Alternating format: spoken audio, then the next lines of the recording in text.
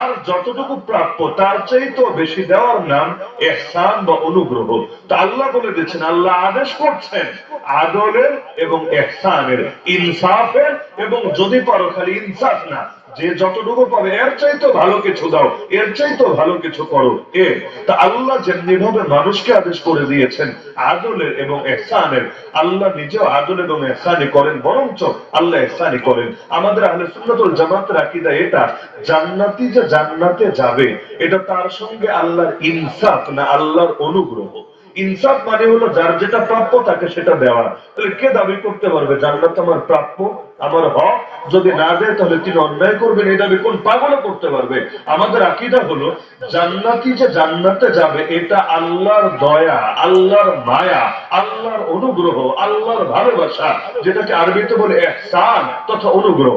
আর জাহান্নামী যে জাহান্নামে যাবে এটা জুলুম না, এটা অবিচার না, এটা অত্যাচার না।